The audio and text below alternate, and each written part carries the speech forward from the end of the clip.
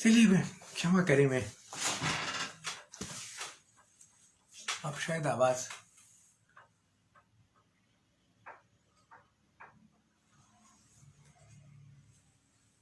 कैसे पता लगे।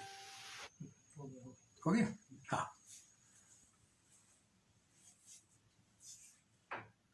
वो कुछ वीडियो में कुछ गड़बड़ हो गई। बहरहाल अब आगे। जी जी जी, वो अच्छे जी। तो मैं ये कह रहा था कि कोई भी कवि आधुनिक समय में, क्योंकि कई कवियों ने अपनी कविताओं में, कई कलाकारों ने अपनी चित्रकृतियों में, संगीत में इसी पवित्रता की खोज आधुनिक समय में की है। और पवित्रता से मेरा आशय वही है जो मैंने बोर्खेस की कहानी के संदर्भ में, कहानी के सहारे आपको कहा कि पवित्रता वो स्थान है जहां से आपको समूचा अस्तित्व, अलौकिक अनुभव होता है। यानी क्योंकि पेगन परंपराओं में भारत के जैसी यहां पवित्र और अपवित्र के बीच में वैसा फर्क नहीं होता, इसलिए हम जब पवित्र शब्द इस्तेमाल कर रहे हैं तब हमारा आशय ऐसे स्थान की खोज, ऐसे मनोभाव की खोज है जहां आकर आपको समूचा अस्तित्व मात्र अलौकिक यानी डिवाइन जान पड़ी।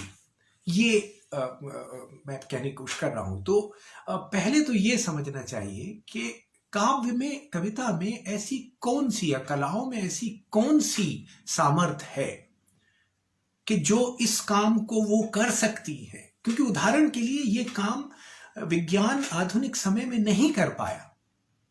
अगर कर सका होता विज्ञान, तो क्या वजह थी कि न्यूटन के जो गणित संबंधी या फिजिक्स संबंधी कागजात हैं उनसे कहीं अधिक धर्म से संबंधी कागजात उनके प्राप्त हुए। अभी हाल में कोई एक नया बक्सा खुला है जिसमें बहुत सारी उन्होंने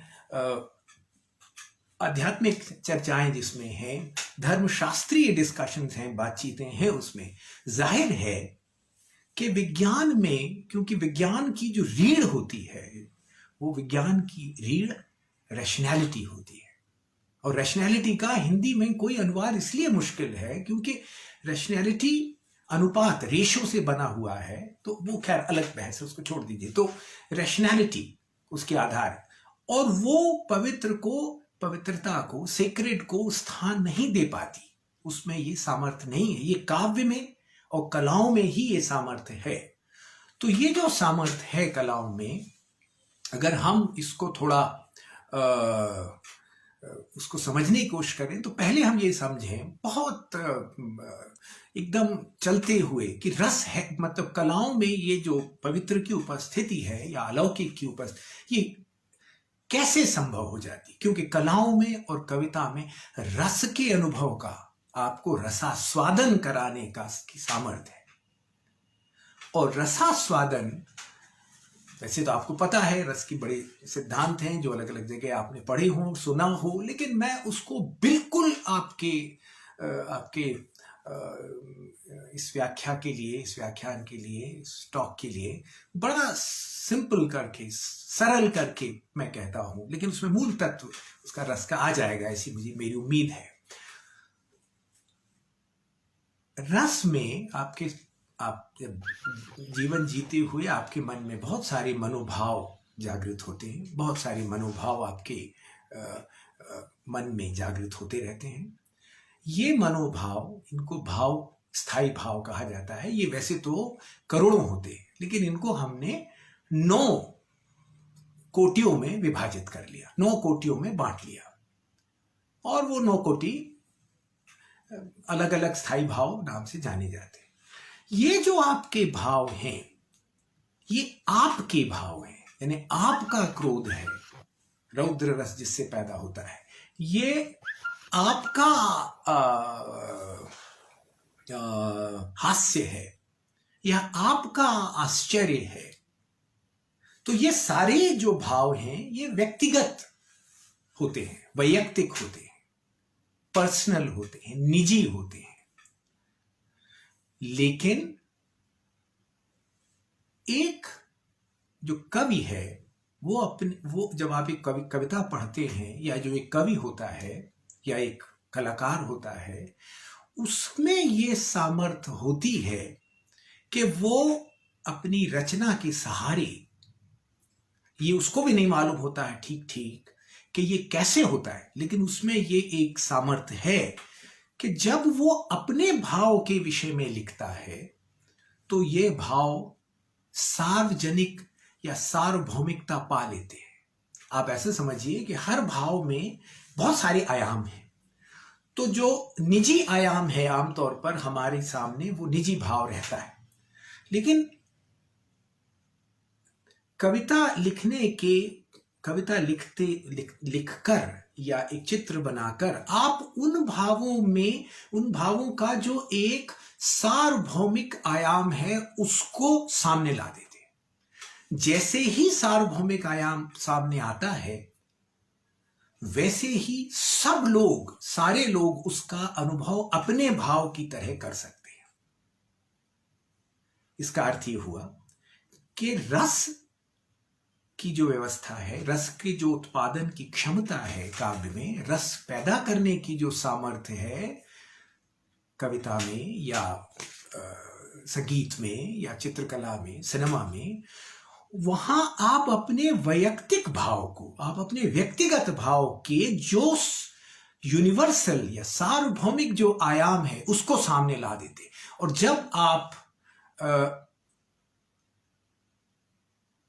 जब आपका ये सार्वजनिक आयाम इस भाव का सामने आता है तो सारे लोग उसको अपने अपने भाव की तरह अनुभव करते हैं, बल्कि सारे लोग ये अनुभव करते हैं मानो वो एक ऐसे अनुभव में साझा कर रहे हैं जिसमें उसी क्षण बहुत सारे लोग साझा कर रहे हैं। ये नेटवर्क ठीक नहीं आ रहा है क्या? ये कोई मुझे बार बार एक जन कह रहे हैं कि ये नेटवर्क की समस्या अभी बनी हुई है क्या ये समस्या? नहीं, ये कोई कह रहा है, मुझे मालूम नहीं है कि नहीं।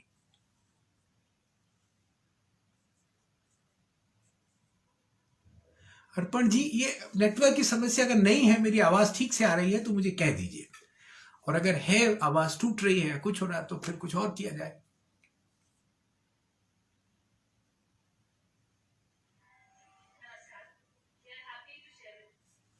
ठीक है।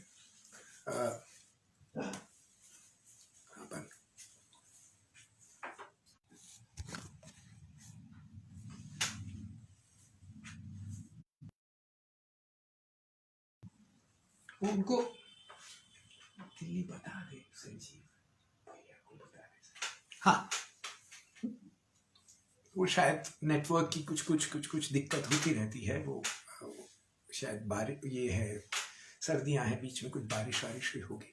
बहरहाल, तो जो मैं कहने की कोशिश कर रहा था कि रस का अनुभव, रस में एक पाठक को या कवि को अनुभव क्या होता है? अनुभव उसको ये होता है कि वो इस समष्टि का, इस पूरे ब्रह्मांड का न सिर्फ हिस्सा है बल्कि वही पूरा ब्रह्मांड है। इसे अभिनव गुप्त ने इसके लिए एक शब्द अपरिमित प्रमातृत्व कहा है, उसको एक मिनट छोड़ दें। लेकिन कविता लिखना अनिवार्यतः साझा करना है। आप अपनी सार्वभौमिकता का, आप अपनी जो व्यक्ति हैं आप, और एक साथ जो आप समष्टि हैं, इन दोनों का साझा करना है। ये कविता लिखने का जो कर्म है, कला कर्म है, ये साझा करने का कर्म है। ये व्यापक स्तर पर ना सिर्फ अपने को समूचे ब्रह्मांड के रूप में क्षण भर के लिए पूरा ब्रह्मांड के रूप में अपने को अनुभव करना, यानी जहां आपका अहंकार विस्तृत होके अस्तित्व बन जाए, ऐसा क्षण रस का क्षण होता है। और तभी, और ये, लेकिन इसमें जो एक बात बुनियादी है वो ये है कि ये साझा करने की, एक व्यापक ब्रह्मांडीय सत्य में साझा कर, अनुभव में साझा करने की मानवीय ऐसी चेष्टा है जो शायद मनुष्य के होने के साथ ही उत्पन्न हुई होगी। अब आपको मैं एक पंक्ति अशोक जी की कविता की बताता हूं, सुनाता हूं। इसमें वो कहते हैं कि डर लगता है दूसरों जैसा न हो पाने से। जिस यानी जो ये जो भाव है कि दूसरों जैसा न हुआ, इसका डर लगता है जब एक व्यक्ति के अंदर एक ऐसी भाव संपदा, एक ऐसा व्यक्तित्व होता है। ये कलाकार का, कवि का व्यक्तित्व का अनुभव है ये। तब कवि क्या करेगा? कवि ये जो कविता जब लिखता है तो वो दूसरों जैसा, लेकिन एक दूसरे स्तर पर दूसरों जैसा होता है। वो एक ऐसे दूसरे स्तर पर दूसरों जैसा होता है जहां दूसरे भी यूनिवर्सल, सार्वभौमिक होते, जहां दूसरे को बहुत ऊंचे उठा के उसके जैसा हुआ जाता है, जहां अपनी समष्टि को आप तिरोहित करके और दूसरों की जैसा, दूसरे जैसा तो नहीं कहना चाहिए, लेकिन ऐसा व्यापक होते हैं जहां दूसरे आपके साथ साझेदारी करते हैं, जहां आप और दूसरे में कोई फर्क नहीं रहता। तो ये जो दूसरे जैसा होने में डर लगता है, ये मैं समझता हूं अशोक वाजपेयी का मूल भाव है। इसमें एक भाव है इसके अंदर, क्योंकि वो साझा करने का उपक्रम करते हैं। और उसका दो भाग हैं उनके। ये अनुभव का साझा कैसे किया जाता है? आप कोई अनुभव का साझा करना चाहते हैं, कैसे करेंगे? तो उन्होंने बहुत तरह की ढंग है जो लोग साझा करते हैं। अशोक जी का ढंग ये है कि वो कविता लिख के साझा करते हैं एक तरफ, और दूसरी तरफ ये साझा करने का जो ढंग है उनका, वो कला संस्थान बनाने का, वो साहित्य की पत्रिकाएं निकालने का है। ये दोनों एक ही भाव से साझा करने के, सार्वभौमिक में साझा करने के, सभी दूसरों से सार्वभौमिक से साझा करने के का जो भाव है, जो आप जब साझेदारी करते हैं सार्वभौमिक में अन्यों के साथ, तो ये दो चीजें एक साथ वो उन्होंने अपने जीवन भर की हैं। इससे पहले कि हम और इस साझेदारी पे जाएं, मैं 1 मिनट रस पर रोकते हुए आपको ये बताता हूं कि बताने की कोशिश करता हूं कि इसमें उनके लिए श्रृंगार की कविताएं क्यों इतनी महत्व की हैं। मतलब ऐसा बहुत से कुछ प्रगतिशील आलोचकों ने, बल्कि नामवर सिंह ने कहीं उठाया था कि वो श्रृंगार की कविताएं, बल्कि किसी ने कुछ उस पर, किसी आलोचक ने तो काफी ऑब्जेक्शन जैसा लिया था कि भाई श्रृंगार की कविताएं लिखते हैं, मानो श्रृंगार की कविता लिखना कोई एक बड़ा लेक्चरस काम हो, बड़ा गिरा हुआ काम हो। और ये हमसे कहां हम यहां शुरू हो गए भारत में 90% लोक संगीत श्रृंगारिक है, लोक गीत श्रृंगारिक है, बहुत सारे नृत्य श्रृंगारिक है। तो यूं ही तो नहीं होंगे। ये इसलिए श्रृंगारिक हैं क्योंकि रस और श्रृंगार को रसराज कहा जाता है। ये तो अंग्रेजों के जो दबाव में आके भारतीयों को अपनी चीजों पर जो शर्म आना शुरू हुई, तो हम श्रृंगार रस पे भी शर्मसार होने लगे फिजूल में। हम ये भूल गए कि हमारे आचार्यों ने हमारी परंपरा में श्रृंगार रस को रसराज क्यों कहा जाता था। श्रृंगार को रसराज इसलिए कहा जाता था क्योंकि रस का जो स्थायी भाव है, यानी रस का जो भाव जो सार्वभौमिक होता है, जो यूनिवर्सल होता है, सार्वकालिक सार्वभौमिक होता है जो भाव, वो रति है।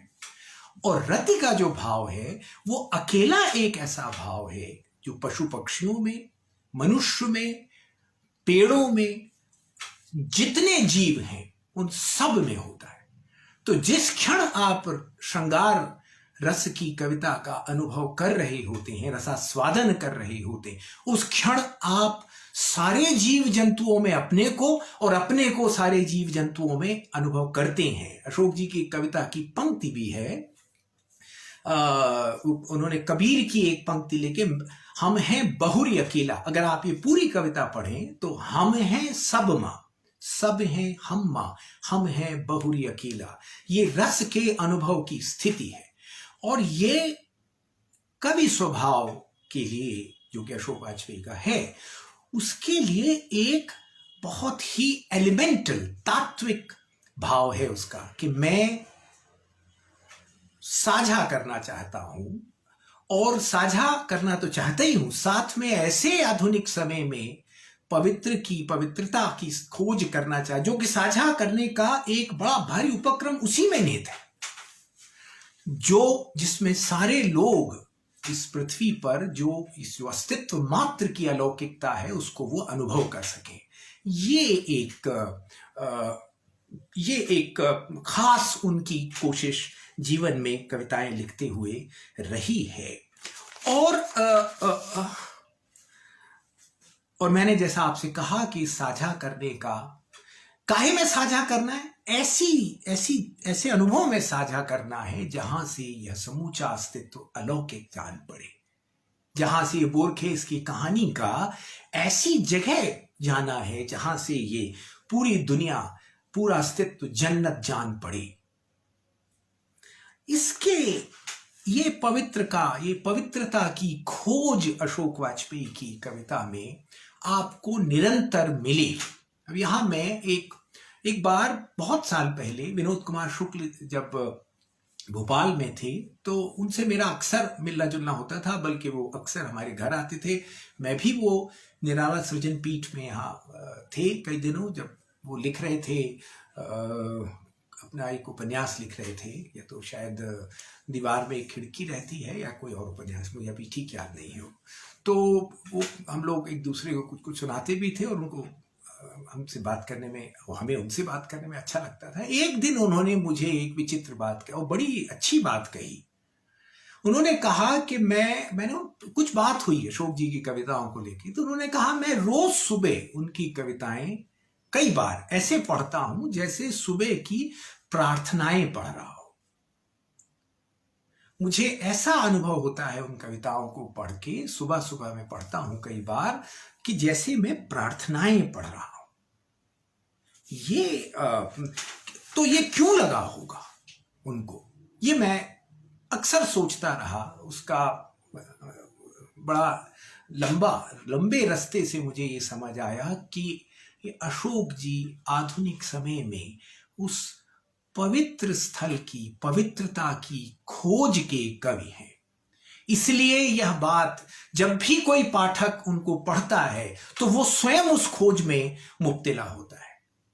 वो स्वयं उस खोज, क्योंकि ये ऐसी खोज नहीं है जो कहीं जाके खत्म हो जाती हो। ये एक ऐसी खोज है जो निरंतर चलने वाली खोज है। एक अर्जेंटाइन कवि हैं, बड़े अच्छे कवि हैं, जो आपने, अशोक जी ने उनके अनुवाद भी किए हैं, वो मुझे बहुत पसंद की कवि है, एंटोनियो पोर्किया। ये एंटोनियो पोर्किया अर्जेंटीना में रहते थे, इटालियन थे वैसे, और एक एक पंक्ति की कविताएं लिखते थे। और तो उनकी एक कविता है कि would this eternal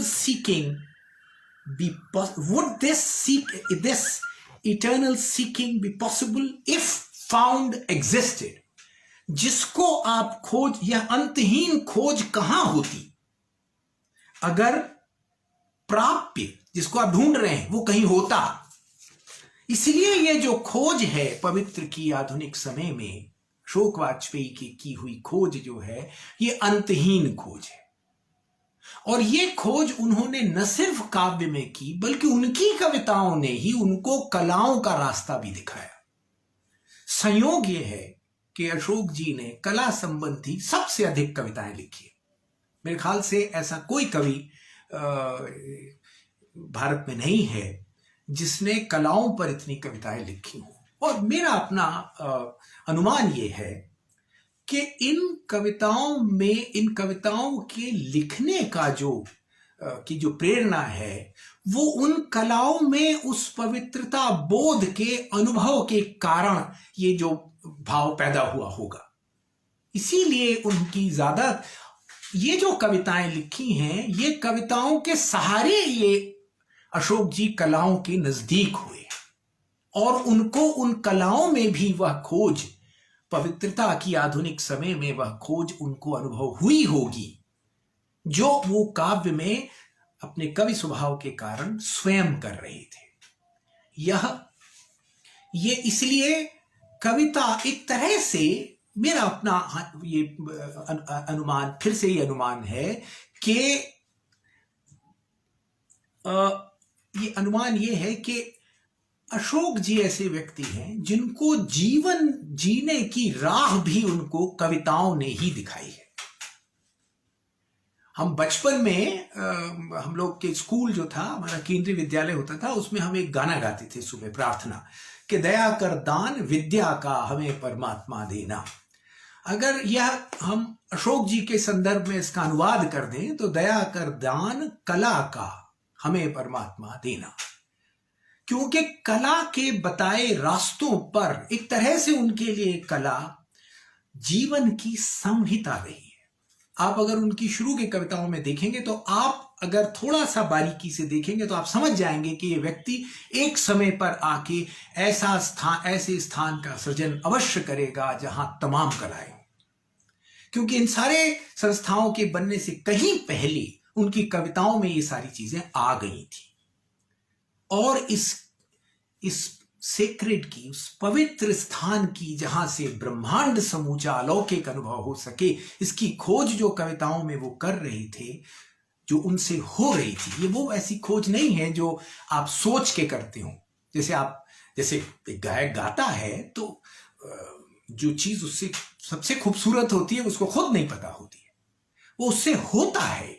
तो ये अनायास है, लेकिन खोज का एक भाव भीतर, बेचैनी उसके अंदर होती है। एक बड़ा लोकप्रिय गाना आजकल मैंने अभी एक रेडियो पे सुना, उसमें यह है कि रूह का परिंदा फड़फड़ाए। ये जो रूह का परिंदे की फड़फड़ाहट जो लोग सुन लेते हैं वो कवि और कलाकार होते हैं। जो रूह के परिंदों की फड़फड़ाहट, रूह के परिंदे की फड़फड़ाहट न सुन पाए वो कामकाजी लोग हैं, उनसे दुनिया चलती है। कवियों से दुनिया वैसे भी नहीं चलती। हम लोगों का काम दुनिया को थोड़ा सा सरका देना है वो जहां से है, और उसको ये कहना है कि अगर आप यहां से देख लीजिए तो वो ज्यादा खूबसूरत जान पड़ेगी। चलते चलते मैं बता दूं कि एक समय में, अगर मुझे ठीक याद है तो विष्णु खरे ने इन कविताओं पर ये आरोप लगाया था कि भाई उसमें तो बहुत आप एक के बाद एक दूसरी उपमाएं देते चलते हैं। मैं सोचने लगा था कि उपमा देता क्यों है कवि, क्योंकि उपमा भी एक रास्ता है। उपमा देते हैं आप जब किसी चीज से, तब आप उस जो साधारण है उसमें असाधारण को आप, या सौंदर्य को आप उद्घाटित करते हैं।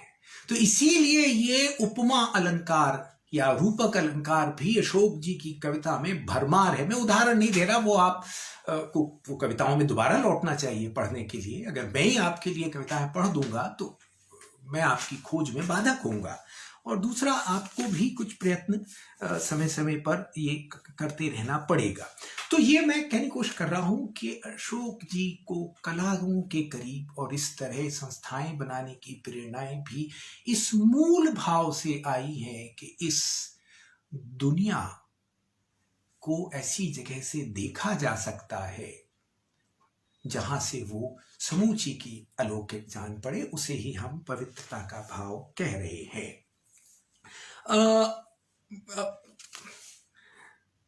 अब आप उनकी एक और कविता मैं आपको पढ़ के सुनाता हूं, और उसमें एक तो पहली एक और बात मैं कहूं, क्योंकि ये पवित्रता की खोज या इस अलौकिक के अनुभव के स्थान की खोज क्यों आधुनिक व्यक्ति को करने की, आधुनिक कवि को करने की आवश्यकता जान पड़ती है।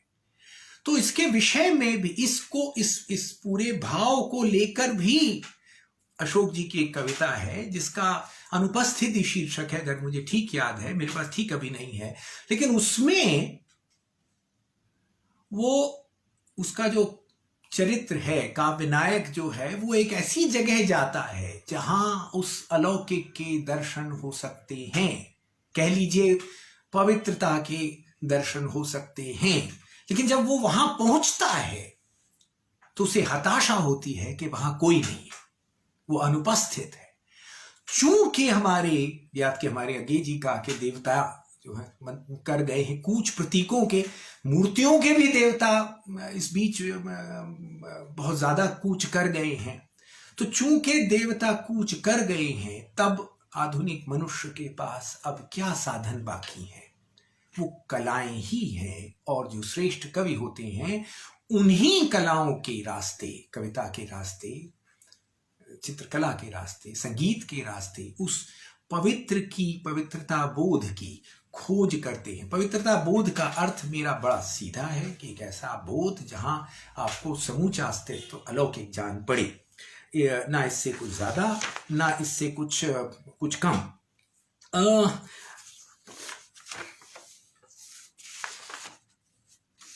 एक कविता है, लेकिन आप जब भी कला की, उस पवित्रता की खोज कलाओं में करेंगे, तो कलाओं में जो सामग्री होती है, जैसे कविता में शब्द, मूर्ति कला में पत्थर या जो भी मटेरियल है, ये जो अलग अलग जो सामग्री है कलाओं की, वो अंतिम अनुभव तक आपको नहीं पहुंचने देगी। और इसको शब्द की सीमा, यानी इसीलिए जो व्यक्ति, जो कवि पवित्रता की आधुनिक समय में जिसने भी खोज की है, उसने शब्द की, अपने माध्यम की, स्वरों की, पत्थर की या रंगों की सीमा को समझा। और इसलिए सारे दुनिया के बड़े कवि शब्द की सीमा को समझने के कवि हैं।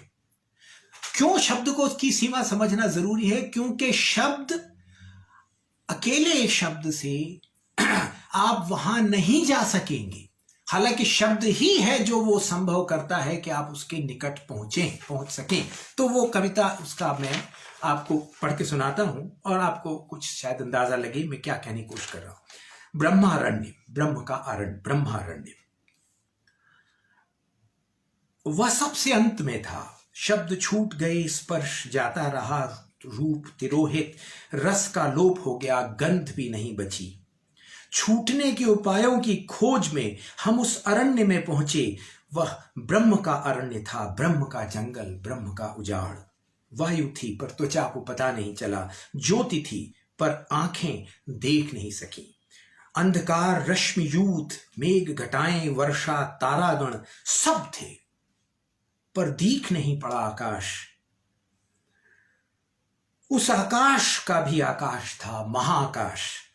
वह सबसे अंत में था, अरण्य और आकाश। हम अकेले वहां पहुंचे, पर अगर इन शब्दों में वह स्मृति अंतरित करना संभव है तो हम वहां भी नहीं पहुंचे। सब कुछ छोड़कर, गंवाकर सिर्फ शब्द लिए, पता नहीं हम कहां पहुंचे। जहां पहुंचे वह ब्रह्म का अरण्य नहीं था। जब तक शब्द शेष है, ब्रह्मारण्य नहीं पहुंचा जा सकता। हमने यह शब्दों में ही जाना, जब तक शब्द हैं, ब्रह्म कहां, अरण्य कहां। अब इसमें विडंबना देखिए, ये शब्द ही थे जो ब्रह्मारण्य तक ले गए थे। क्यों? क्योंकि काव्य उन्हीं शब्दों से लिखे गए। लेकिन ये शब्द ही थे जो उस अनुभव के आड़े आते हैं।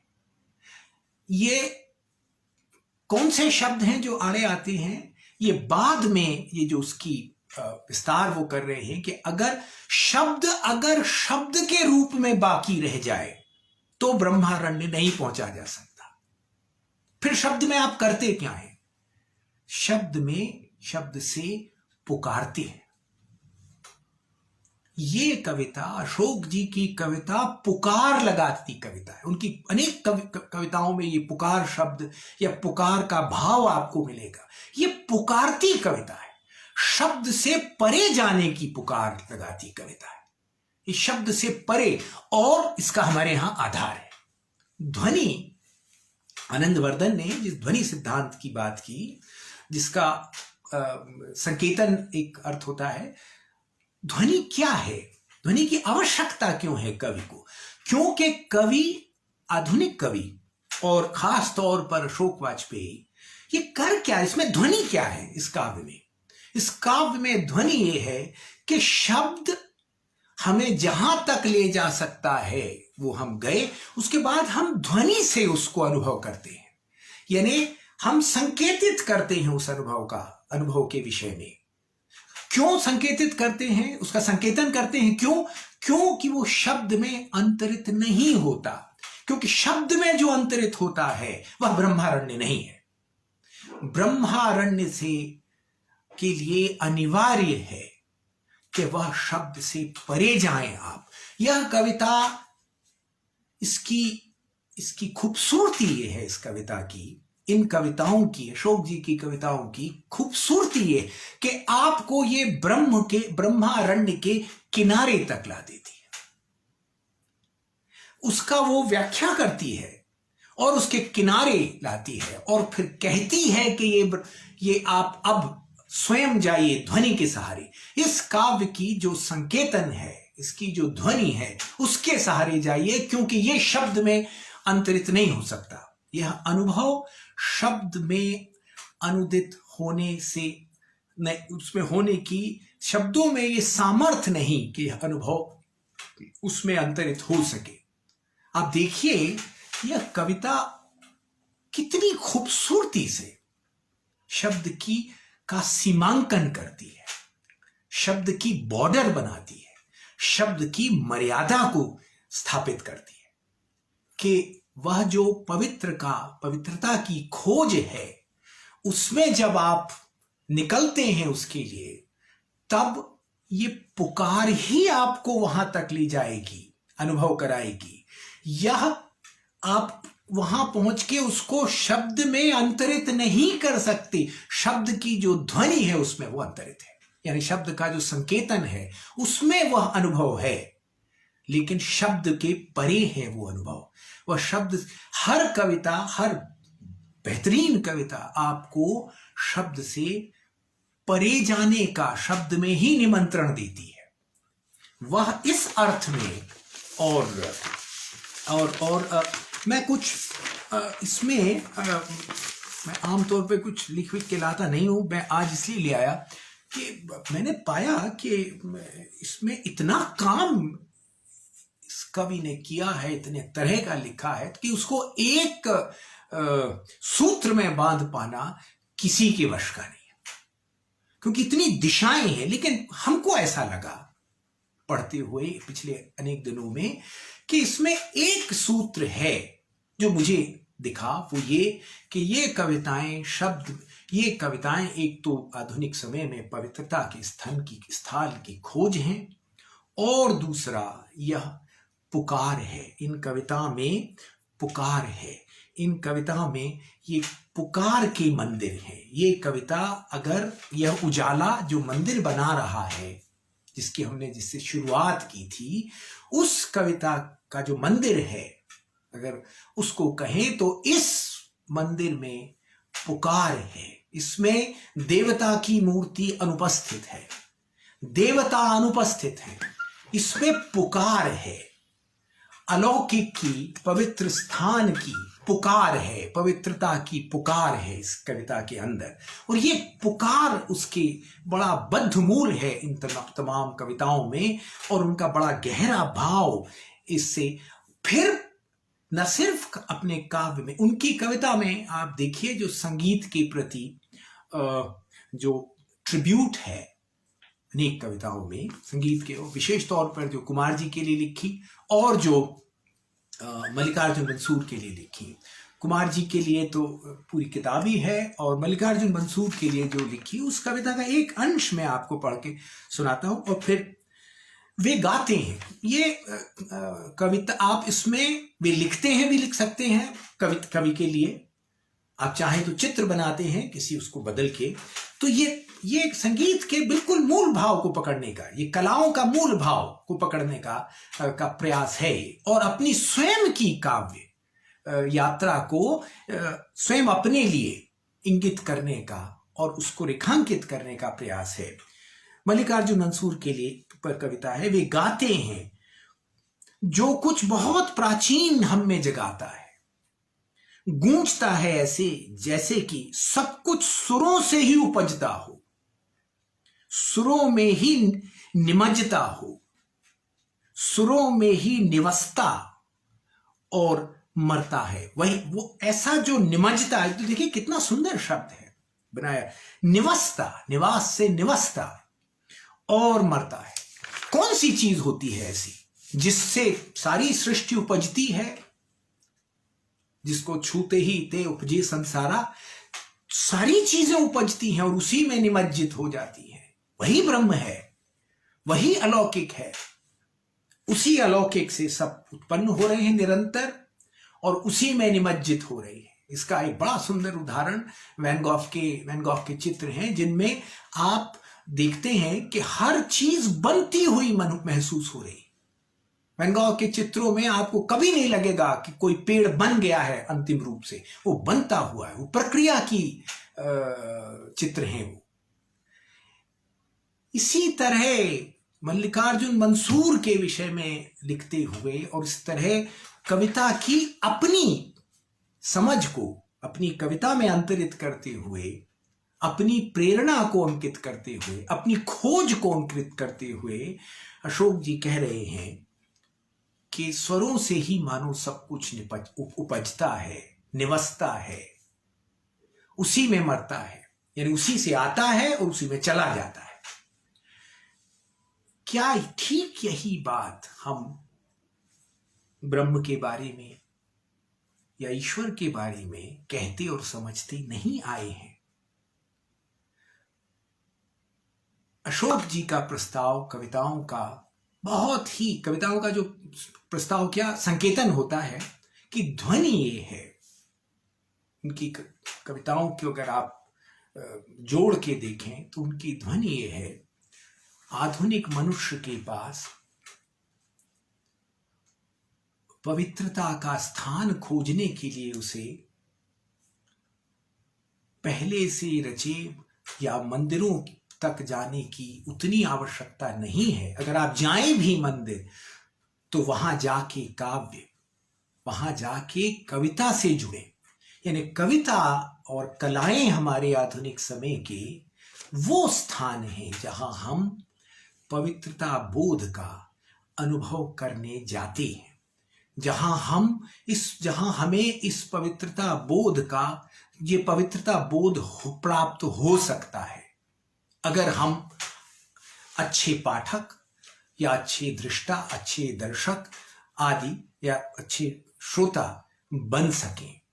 यह कलाएं और कविताएं, ये दोनों, अन्य कलाएं और कविताएं, ये आधुनिक समय के देवालय हैं। ये ऐसी जगहें हैं जिनका रुतबा, जिनका दर्जा देवालय का है। और इसलिए एक बार मुझे याद है, बहुत पहले सीता की रसोई रामचंद्र गांधी ने लिखी थी किताब, तो मैं उसका अनुवाद कर रहा था। उसमें रामू ने एक जगह लिखा कि भाई जहाँ अयोध्या में जहाँ वो बन रहा है मंदिर, उसकी जगह एक राम रहीम चौक या ऐसा कुछ बनाया जाए। अशोक वाजपेयी का इस स्थान, इस जगह सुझाव ये होगा, उनका ना हो, कविताओं का है उनकी, कि वहां एक भव्य कला संस्थान जिसमें काव्य की गूंजें हो, जिसमें संगीत हो, नृत्य हो, ये सब हो। यहां ये एक ऐसे स्थान बन सकता है जहां उस अलौकिक की खोज में, उस पवित्रता बोध की खोज में, जहां आधुनिकता पूर्व मनुष्य, आधुनिकता से पहले तक का मनुष्य जाता था उस बोध के लिए, वह काम अब करने में कहीं अधिक समर्थ हैं। ये आधुनिक जो काव्य है या कविताएं हैं या कलाएं हैं, ये ज्यादा उसमें समर्थ हैं। दरअसल अशोक जी की समूची जीवन उनकी कविता यात्रा जो है वो इसी शुभ की, इसी पवित्रता बोध की खोज है। मैं आपको और दो कविताएं इससे जुड़ी हुई एक सुनाता हूं। आप देखिए कि कैसे ये कवि निरंतर शुभ की, जिसको हम पवित्र कह रहे हैं, उसकी खोज अंतहीन रूप से करता है। श्रृंगार की कविताएं लिख के भी वही कर रहा है। श्रृंगार की कविता लिखकर उसमें एक कविता है अशोक जी की, उसमें वो एक पंक्ति कहते हैं, डर लगता है सिर्फ प्रेम के सहारे जीवन काट देने में। क्योंकि प्रेम अशोक जी के लिए जब तक वो श्रृंगार रस में तब्दील नहीं हो जाता तब तक वो पर्याप्त नहीं है। केवल प्रेम से तुष्टि नहीं है इस कवि की। इस कवि के लिए प्रेम का के अनुभव का, यानी एक वैयक्तिक अनुभव का, जब तक वो एक सार्वभौमिक हिस्सेदारी के अनुभव में नहीं तब्दील हो जाता, जिसे हम श्रृंगार रस कहते हैं, तब तक वह प्रेम पर्याप्त नहीं। इसीलिए ये डर लगता है। इन एक भी कविता में ये लाइन कहीं भी नहीं मिलेगी कि डर लगता है सिर्फ कविता के सहारे जीवन काट देने में, बिल्कुल नहीं। एक इसके पहले कि मैं ये एक कविता जाते जाते पढ़ूंगा, मैं एक व्यक्तिगत संस्मरण कह लीजिए। अशोक जी अपने बचपन में या बाद में भी नानी के साथ या माँ के साथ मंदिर जाया करते थे। तब तक वो आधुनिकता आदि से शिक्षित हो रहे होंगे और हो ही रहे होंगे, जाहिर हो रहे थे। और वहां जाके उन्होंने अपनी माँ या नानी को जिस तन्मय भाव से इस सृष्टि की अलौकिकता को अनुभव करते महसूस किया होगा, वह एक अपना स्वयं अनुभव न कर पाने का जो छेद है वो उनके हृदय में बना रहा होगा। और यह उन्होंने अपनी समूची जीवन यात्रा में इस आधुनिक समय में इस पवित्रता बोध की खोज में पढ़कर, और इस तरह ये कला संस्थाओं या कविताओं के रूप में जो मंदिर बनाए, जो मंदिर कैसे हैं, जो इनटेंजिबल हैं, वो ऐसे पत्थर या किसी चीज के बने मंदिर नहीं। हालांकि जो मंदिर पत्थर के बने होते हैं वो अनिवार्यतः खराब हो, ये मैं नहीं कह रहा हूं, लेकिन ये कैसे मंदिर हैं? ये उजाले के बने मंदिर हैं। ये मंदिर ऐसे हैं जिनमें किसी के प्रवेश का निषेध नहीं है। हालांकि ज्यादातर मंदिरों का एक समय तक भारत में भी नहीं था। ये ऐसे मंदिर हैं जो आप जहां बैठे वहां बन जाते हैं। तो निश्चय ही उस बचपन की उस अभाव को अपने भीतर जो अनुभव किया होगा, वह अभाव उनकी बड़ी प्रेरणा, उनके कवि मन की बड़ी प्रेरणा रहा। उसकी खोज, उस भाव की खोज और उस भाव को में साझा करने की जो उनकी अतिरिक्त आकांक्षा थी, वो काव्य में उनके पुष्पित पल्लवित होती रही ताउम्र। और इसी के फलस्वरूप वो सैकड़ों की संख्या में कविताएं लिख सके और या बहुत सारे संस्थान बना सके। उनकी यह खोज, इसके जो जरा से जो, क्योंकि कवि की जो खोज होती है वो काफी पिन्हा छुपी हुई सी होती है, वो अलग से नहीं नजर आती। लेकिन कुछ जगह वो खोज सांस लेने, जैसे वेल मछली है, सांस लेने ऊपर पानी की आती है, तो कुछ कविताएं ऐसी ऊपर आ गई तो आप उसके सहारे उस खोज को पकड़ सकते हैं। वरना ये बहुत मुश्किल होता है कि आखिर ये विशेष ये जो कवि है ये खोज क्या रहा है, ये पता लगाना बहुत मुश्किल होता है। और खास तौर पर उन लोगों के लिए और मुश्किल होता है जो जहां कविता अभिधा में पहले अर्थ में अंतरित हो गई, कविता को अभिधा में अंतरित हो गई कविता को पढ़ने की आदत पड़ गई। इस तरह वो कविता का जो व्यापक इंगित है या संकेतन है देखने में, जहां व्यापक पाठक वर्ग असमर्थ हो गया हो, ऐसे में मुश्किल होता है ऐसी कविताओं को समझ पाना, ऐसी खोज को समझ पाना। लेकिन ऐसे कवि भी जगह जगह कुछ संकेत छोड़ते चलते हैं, अनायास जानबूझकर जो संकेत छोड़े वो कवि नहीं होता। ये अनायास छूटते हैं संकेत, ठीक वैसे ही जैसे व्हेल मछली कभी पानी के ऊपर नहीं आना चाहती, लेकिन उसकी संरचना ऐसी है कि उसको सांस लेने ऊपर आना पड़ता है। उनकी एक कविता, ये दूसरा संकेत है। संकेत एक मैंने ब्रह्मारण्य आपको संकेतन बताया, उजाला एक मंदिर एक बताया, और ये उजाला ये तीसरा बता रहा हूं। सुबह श्रवा, सुबह श्रवा, एक ठो नदी का नाम सुबह श्रवा, उल्लेख पुराण में प्राचीन नदी, पता नहीं किस वन प्रांतर में बहती है, कैसी वन राज्य है उसके तट पर, कौन सी निर्झरणियां उसमें आकर लीन होती हैं, कहाँ है उसका उद्गम, कितना सूक्ष्म और लगभग अलक्षित, आरंभ में क्षीण तोया, धीरे धीरे नदी का आकार लेती हुई, जल भरी, जल वनस्पतियों भरी, मछलियां भरी, स्वर पूरित, रूप तरंग से उच्छल, बचपन की नदी, प्राचीनों की यहां युवा नदी, देवताओं से स्पृश्य नदी, भूगोल से अछूती नदी, सिर्फ शब्द की नदी, शब्द संचय से बनी नदी,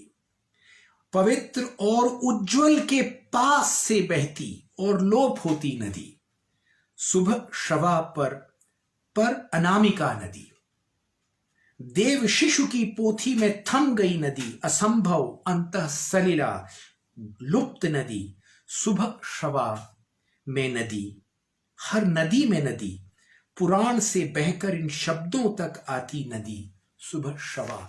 ये कविता शुभ के प्रति, शुभ से, पवित्रता से अनुग्रह है कि आप बहते हुए आए, तुम बहते हुए आओ और इन शब्दों में समा जाओ, क्योंकि ये पानी की नदी नहीं है, ये पवित्रता के किनारे से बहती, उसकी गंध धारण करती नदी है।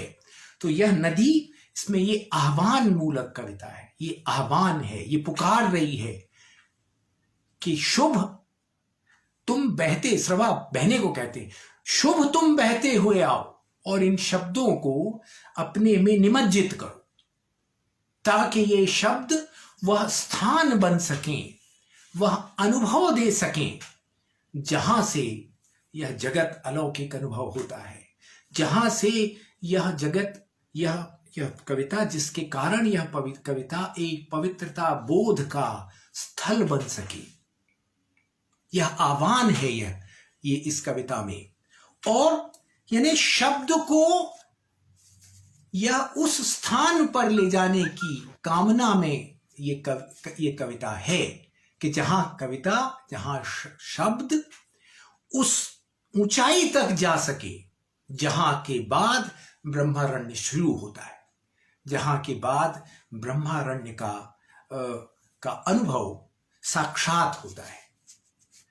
यह कविता, इसलिए यह यात्रा, कविता यात्रा, और इसमें कला संस्थानों का बनना और उनकी समूची काव्य यात्रा, ये आधुनिक रैशनल समय में ऐसे स्थानों की खोज है।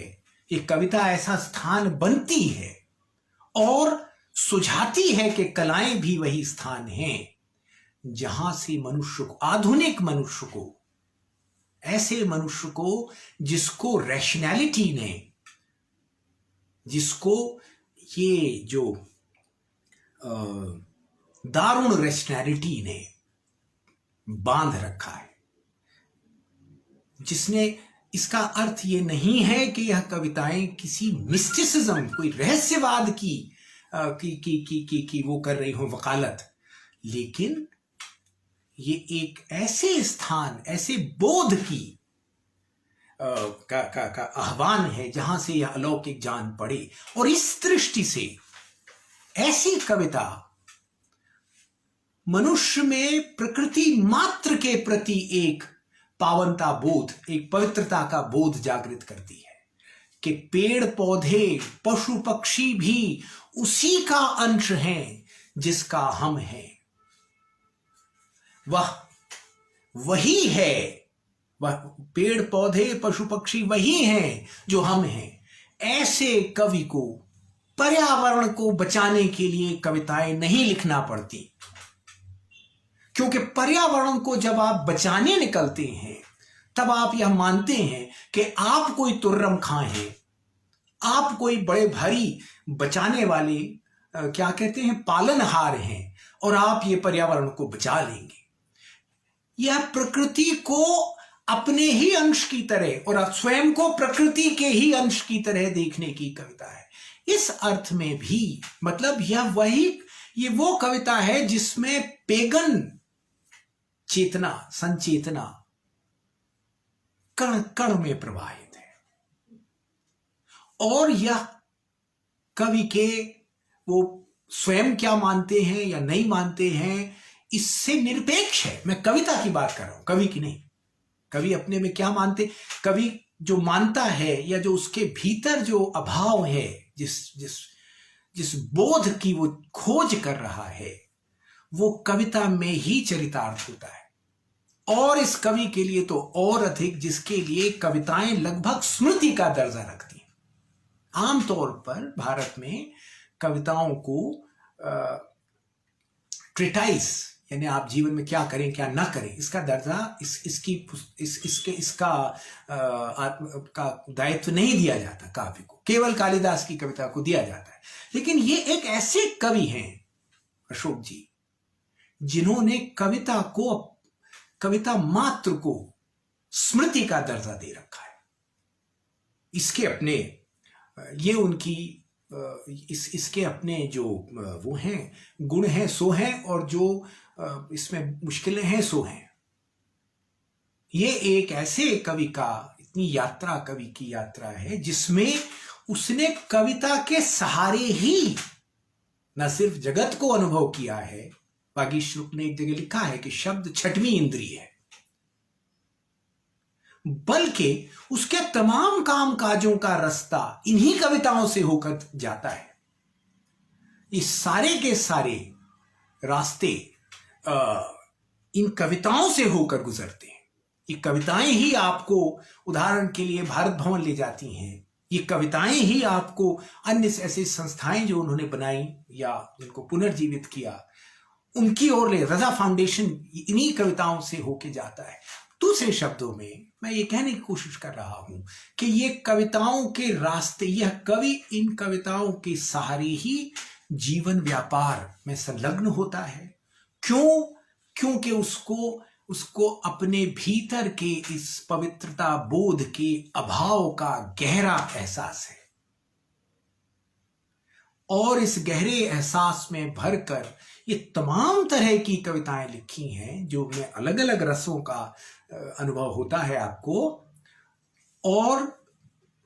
और हर, लेकिन इसका जो अभीष्ट है, इसकी जो यात्रा का इंगित है, जो इशारा है, वो उस स्थान की प्राप्ति का करने का या उसे पुकारने का है जो जहां से वो कवि स्वयं और जहां से उसके पाठक, एक तो कवि वहां जहां से कवि अपने अनुभवों को ऐसे सार्वभौमिक स्तर पर उसका साझा कर सके, सार्वभौमिक सार्वकालिक साझेदारी कर सके, और दूसरा एक ऐसे जगह की ये खोज है साथ में जहां से उसका पाठक, उसका साझेदार भी उस पवित्रता बोध को, और ये कवि और उसका पाठक दोनों इस पवित्रता बोध का, जिन्हें इस पवित्रता का बोध हो, जिस बोध में भर के वो इस जगत में, यह जगत जो कि अलौकिक है, अपने आताताइयों के बावजूद, अपने मूढ़मतियों के बावजूद, अपनी विराट टेक्नोलॉजी आदि आदि की सबके बावजूद वो उसमें अनुभव कर सके। और इस तरह यह कवि अपने तमाम पाठकों को ये एक तरह से इशारा करता है उनकी ओर कि अगर तुम्हें पवित्रता की खोज है, अगर तुम्हें सार्वभौमिक में हिस्सेदारी करना है, साझेदारी करना है, तो कविता और कलाएं ही उसका मार्ग हैं। अन्य मार्ग, दूसरे मार्ग आधुनिक मनुष्य, आधुनिक हो गए मनुष्य को अब उपलब्ध नहीं है। जो पारंपरिक मनुष्य अभी भी होंगे उनको है, उनको शायद होंगे। यहां एक में तुलना, थोड़ी सी तुलना, यानी यह काम के यह काम कवियों ने भारत में काफी पहले भी किया है। आप खोजेंगे तो आपको वो मिल सकेगा। लेकिन यह आधुनिक कवि का, आधुनिक हिंदी कवि का, वो विशेष तौर पर अशोक जी की कविता का यह इंगित और यह इशारा आपको उनकी हर कविता, अगर आप साथ पढ़ेंगे शुरू से आखिर तक, तो आपको ये अनुभव होगा। मैं आपका बहुत बहुत आभारी हूँ। मुझे पता नहीं मैं कितनी देर तक बोल गया, लेकिन आप सब जो कि मुझे कुछ कुछ के नाम और ये सब दिखते रहे, आपका बहुत बहुत आभारी हूँ। धन्यवाद।